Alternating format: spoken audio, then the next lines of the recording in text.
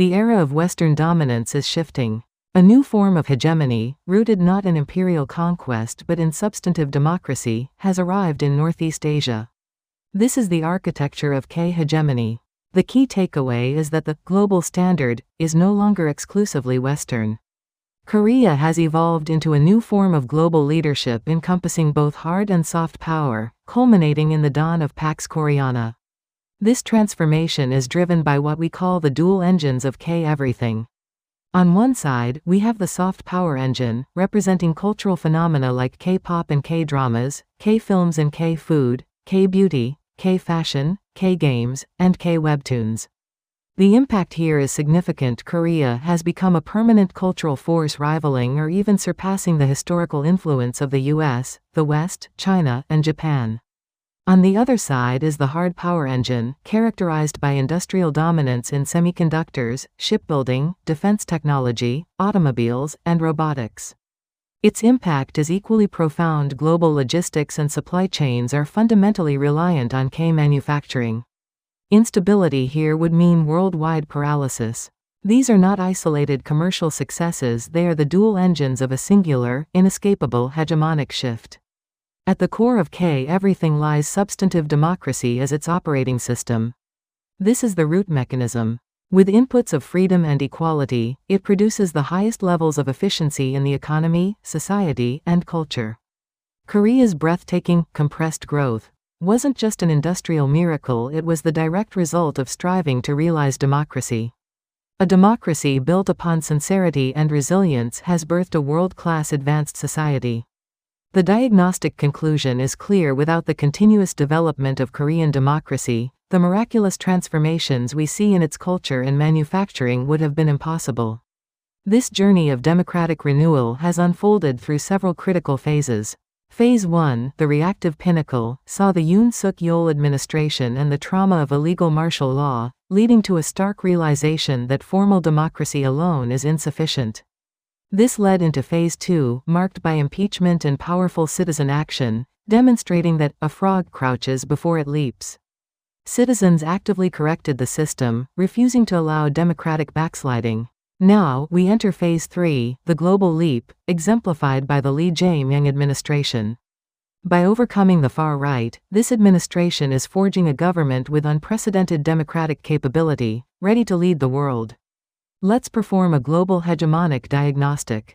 We see the United States as a declining hegemon, grappling with democratic decline and legacy imperial dynamics. China is an aspiring hegemon, but its fundamental lack of democracy means high imperial and coercive pressure. Western Europe, the historic cradle of democracy, also faces democratic decline and weakening global leverage. In stark contrast, Korea stands as a rising hegemon, powered by an upgraded, substantive democracy.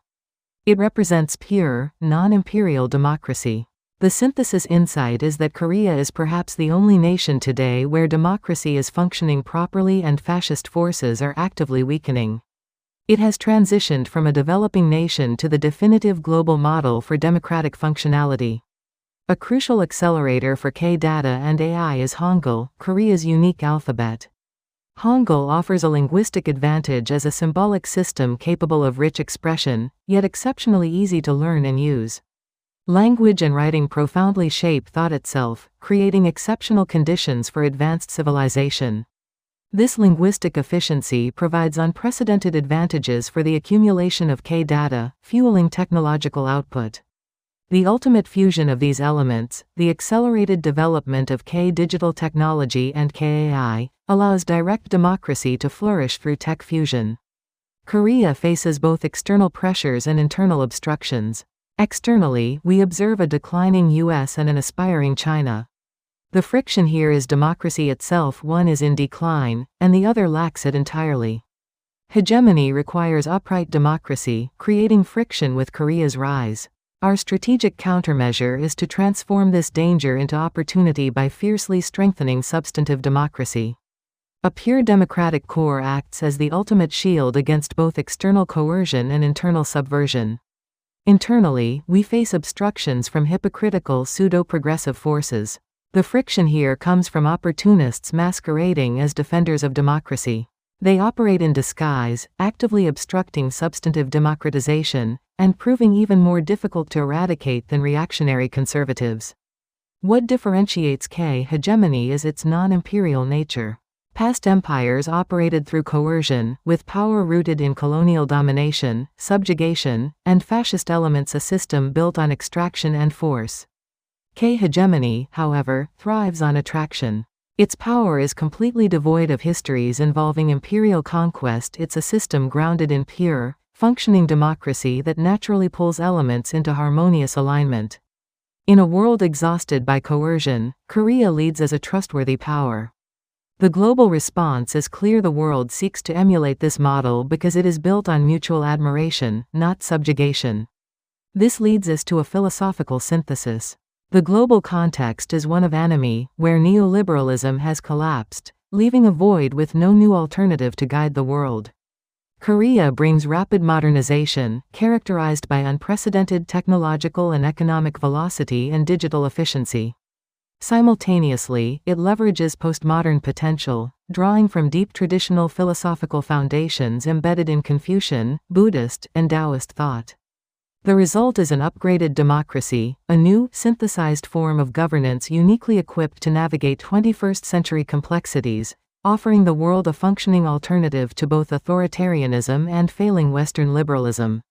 This brings us to the master blueprint of Pax Koreana. Our steering is guided by a non-imperial philosophy. Our fuel comes from Hangul and K-data. The thrust is generated by creative soft power and efficient hard power. And the engine driving it all is substantive democracy, forged in the crucible of renewal. The destination is clear. Korea is creating the ultimate advanced nation by harmoniously integrating creative soft power and efficient hard power under trusted democratic leadership. A closing declaration: the era of false peace built on unjust order is passing. A new era of genuine peace founded on justice. Pax Koreana has arrived.